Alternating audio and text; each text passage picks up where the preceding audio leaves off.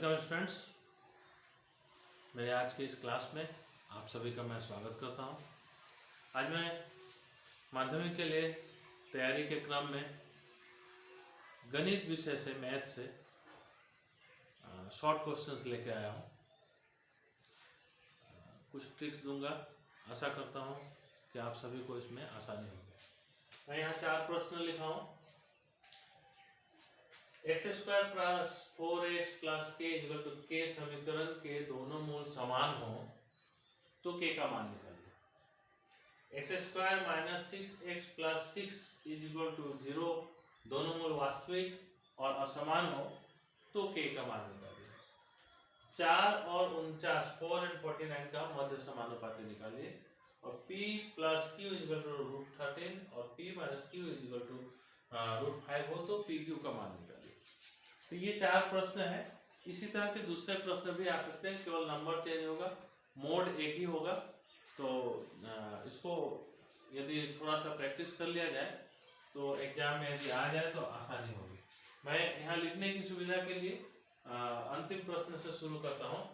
p plus Q is equal to √13 और p minus Q is equal to √5 हो तो PQ का मान निकालिए। जब PQ का मान निकालना दिया हुआ रहेगा और ये दोनों P plus Q P minus Q इस रूप में दिया रहेगा तो हम लोगों को एक फॉर्मूला पता है, AB का formula A plus B whole square by 2 minus A minus B by 2 whole square.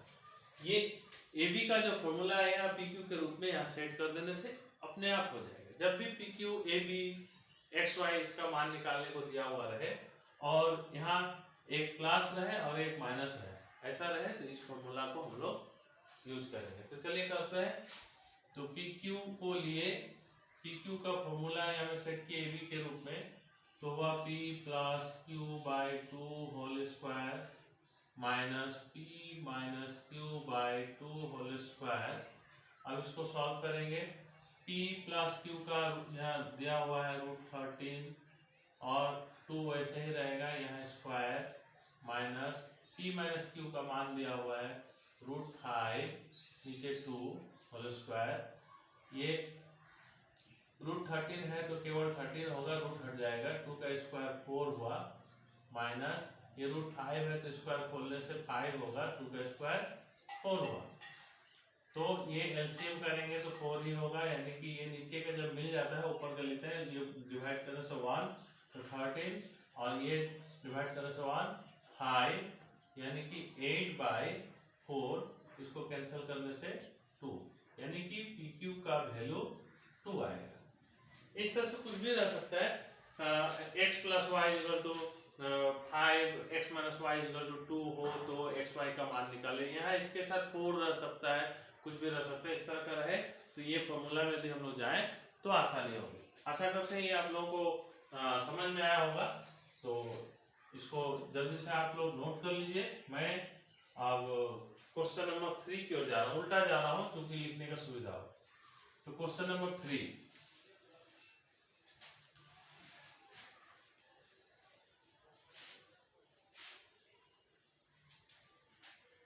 ये प्रश्न है 4 और 49 4 और 49 का मध्य समानुपाती निकालना। तो मध्य यानी बीच का मान लेते हैं, माना मध्य समानुपाती इज इक्वल टू x। तो ये समानुपात कैसा होगा, 4:x समानुपात x:49। ये इसका फॉर्मेट तैयार हो गया।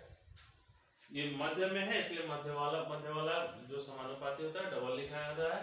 तो इसको हम लोग अब इसको सेट करेंगे, 4/x is equal to x/49। इसको मल्टीप्लिकेशन करेंगे तो क्या होगा, x², 49 और 4 मल्टीप्लाई करेंगे तो 196, यानी कि x इज इक्वल टू 14। ये 14 आंसर आएगा। मध्य समानुपाती निकालना जब भी होगा तो ये बीच में 2 आएगा। अब तृतीय समानुपाती मान लेते, यहाँ ये दिया हुआ है, साथ में तीसरा समानुपाती निकालने को बोला गया है, तो तीसरा वाला जो है x मानेंगे और जो बीच में रहेगा उसको डबल करेंगे। अब आते हैं वास्तविक संख्या की ओर। तो अब आते हैं इस प्रश्न की ओर। X square plus 6x plus k is equal to 0 दोनों मूल वास्तविक और असमान हो। ऐसे जब वास्तविक और समान दिया हो तो ये फॉर्मूला में ध्यान रखेंगे, ये ग्रेटर देन करेंगे। तो पहले प्रश्न को लिख लेते हैं। X square 6x plus k is equal to 0 दिया हो, उस फॉर्मूला को लाएंगे बी स्क्वायर माइनस 4ac। यहाँ ग्रेटर देन का साइन होगा क्योंकि ये असमान है। तो यहाँ ये a है, ये b है और ये c है। तो यहाँ b यानी कि 6 इसके साइन के साथ लिखेंगे -6 स्क्वायर माइनस 4 इंटू ए बोलने से यहाँ पे कुछ नहीं है मतलब 1 इंटू सी का मतलब हुआ k। तो क्या आया, ये माइनस के स्क्वायर खोलने से प्लस हो जाएगा 6 का स्क्वायर 36 माइनस ये हो गया 4k 0।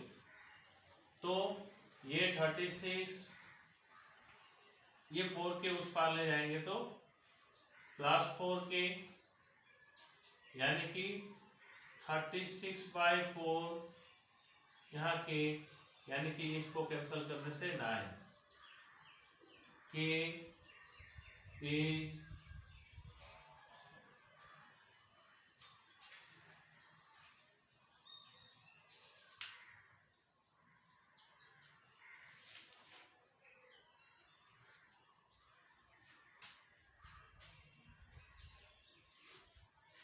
तो k का वैल्यू जो है 9 से छोटा है।